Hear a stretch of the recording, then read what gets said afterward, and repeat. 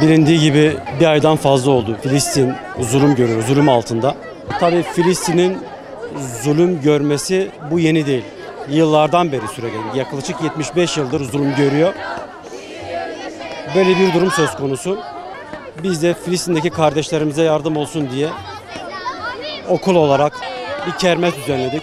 İnşallah buradan elde ettiğimiz gelirleri Filistinlilere bizzat göndereceğiz. İsrail'in bu kadar hadsiz, bu kadar fütursuz, bu kadar saldırgan, bu kadar teröristçe davranmasının tek nedeni var.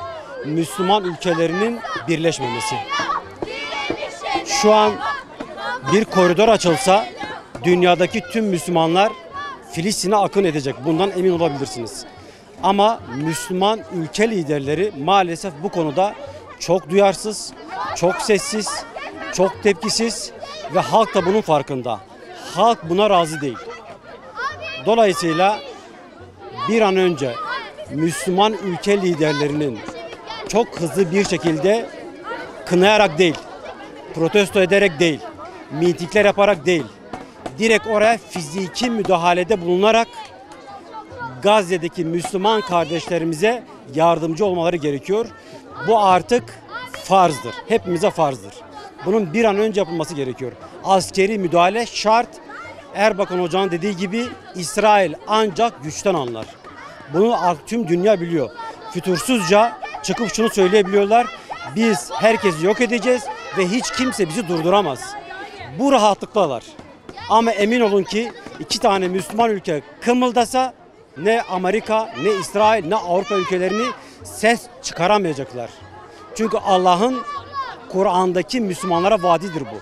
Müslümanlar güçlüdür ama bu gücünün farkında değil Müslümanlar. Filistin'de yavrular, bebekler ölüyor, çocuklar canlarını, mallarını kaybediyorlar. Herkes ailesini kaybediyor. Yani biz de onlara bir nebze yardımımız dokunsun diye böyle kermes düzenliyoruz. Kermeste sattığımız ürünlerin paralarını Filistin'e gönderip bir nebze de olsun onlara yardım etmek istiyoruz. Filistin için de hepimiz üzülüyoruz. Ailemizde televizyonun karşısında çocukların öldüğünü haberleri görünce gözyaşlarımıza tutamıyoruz.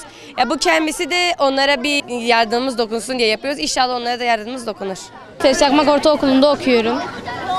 7D sınıfındayım. Filistinli Müslüman kardeşlerimiz için bir nebze de oldu yardımda bulunmak istedik. Şimdi biz bu yardım yapıyoruz. Belki onlara yetmeyecek, belki şey olmayacak ama elimizden geldiği kadarıyla yapmak istiyoruz. Televizyonlarda, ekranlarda izliyoruz zaten. Filistinli kardeşlerimiz, Müslümanlarımız bombalanıyor. Biz de onlara yardım etmek istedik. Takım empati duyuyorum. Acaba ben onların yerinde olsaydım ne olurdu diyorum. Hatta bazen onların yerinde olduğumu düşünüp ağlıyorum. Annelerimiz, ailelerimiz kayboluyor. Bir anda bombalanıyor. Hastanedeki çocukları bombalıyorlar. Yani bu çöpleri sonra toplarsınız. Toplarız hocam. Merak etmeyin. Bir lavaş çıkar. Bir lavaş büyük mü olur acaba? 2 parça marul, tamam mı? Şöyle. Abi sarma vereyim mi?